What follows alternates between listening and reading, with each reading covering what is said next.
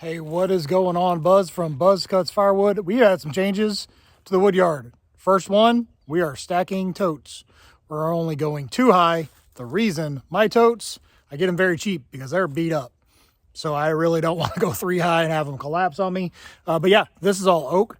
This has been processed 5-6 months ago. I did a moisture test actually coming in on the outside. I split a couple, 15, 16, some 20%, but nothing really over 20. So I'd say this is pretty good, but I'm not really ready to make a huge announcement that I'm back in firewood business because we've been sold out and I've been trying to catch up on stock. So what I did here, the stacked totes, the ones that I cut the windows in, I go ahead and stack those nice and neat, get that full face cord in there.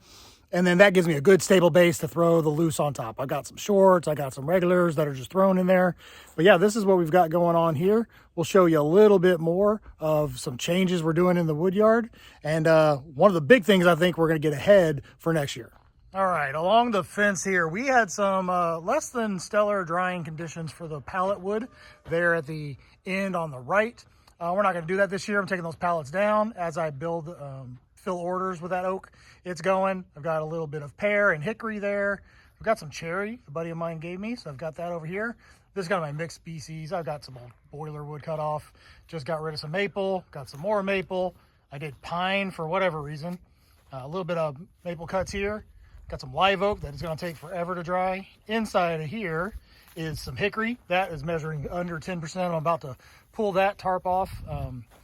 Bought this little cheap Amazon greenhouse, put a solar fan in it, kept the air moving, and it's working great. You're going to see Dottie over here. Oh, excuse me, this is Benny. Hey, Benny. She came by to say hi. And then this is one of the big changes we're doing over here. I'm using the pasture. Nothing but sun and wind out there. Those are 2-month-old oak baskets. Most of those are loosely thrown, so not full face cords. There's a couple out there that are stacked, but we're getting them out there to get some airflow and get those nice and dry. And then we'll go out here to the pasture, burn pile, cut down some pine, and we're gonna not make any more pine firewood. And then this is post oak. This looks brand spanking new, but the one next to it, while still looking the same color, actually came out of the solar kiln, so these are really dry.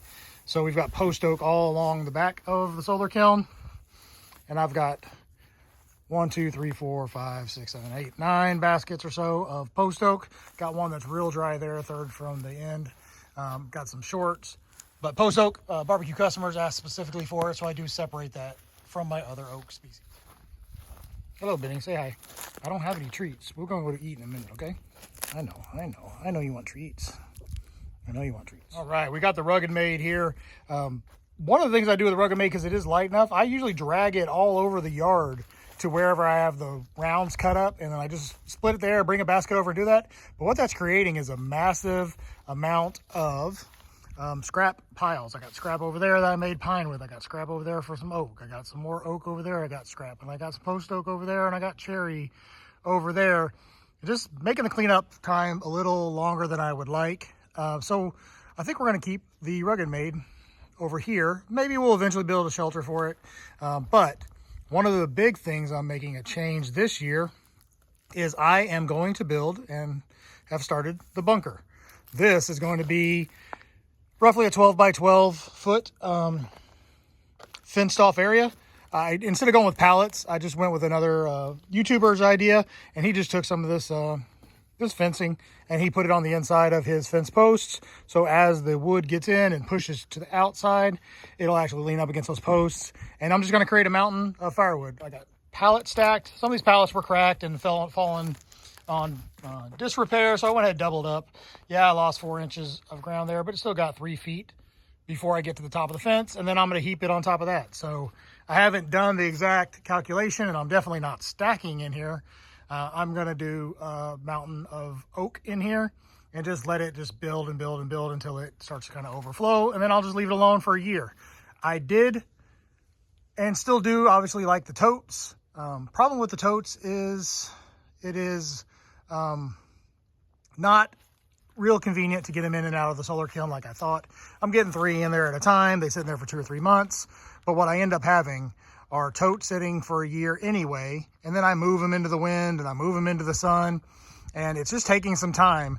where what I like to do is just put my headphones on and just kind of vegetate and meditate and relax. And I split and toss, and I build piles at the end of the splitter. So what I think I'm gonna do, instead of splitting and just making piles, I think I'm just gonna throw it just over the shoulder or off to the side, just pile it up in there. Then what I'm gonna do is take that lid right there, and I'm gonna put that lid underneath. I'm gonna catch all the droppings and all the chaff. Good kindling I'll pull aside for customers. Everything else I'll bring the burn barrel down here, and I'll just have an easier cleanup time. So I think I'm gonna do what I've seen on some of the things do. I'm gonna try this bunker method.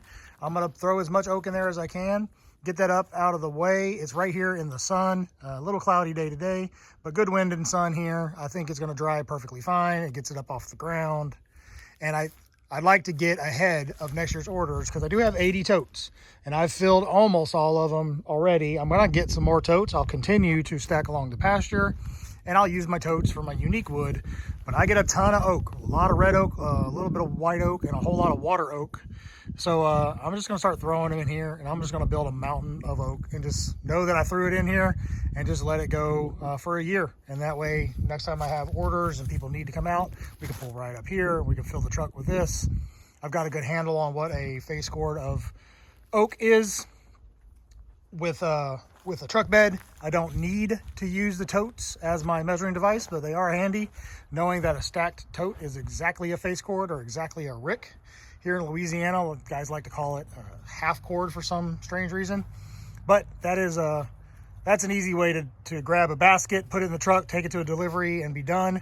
But if somebody wants to come out here, or if I'm gonna throw it out into the truck, I'm just gonna pull up to the bunker and I'm gonna go from there. So short video today, just wanted to show you a little bit of cleanup, trying to get this place a little bit more functional.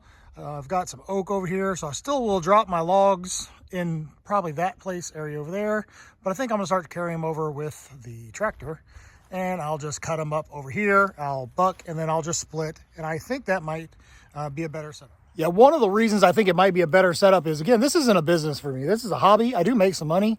I do it because it's fun and relaxing and enjoyable, and I like to make a good product, and I like to meet cool people and talk about firewood.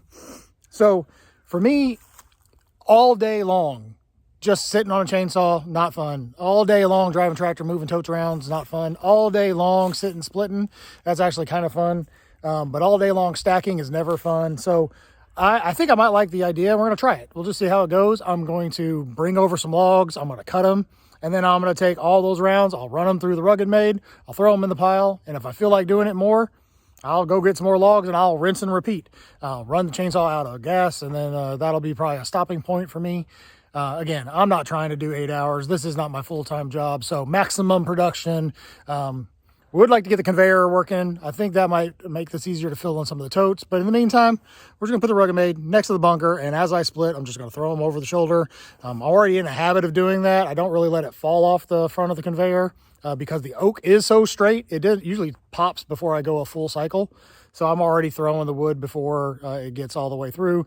So maybe with some hickory or some other stringy stuff, I would let it fall off the front. But we're going to see how it goes. So we'll set up the camera. We'll do some videos down the road. But yeah, if you haven't liked and subscribed, please do so. And let me know what you think in the comments. Do you think this setup will work? Who stacks theirs? Who thinks this is a bad idea? I just think I'm going to get more sun and better wind this way. And I may put another row over here. Just get me some airflow movement in there. But tell me what you think about the bunker. Who's using it? Is it a good idea? Should I have just done pallet walls? But I think this is going to look a little bit better. So thanks a lot. Bye.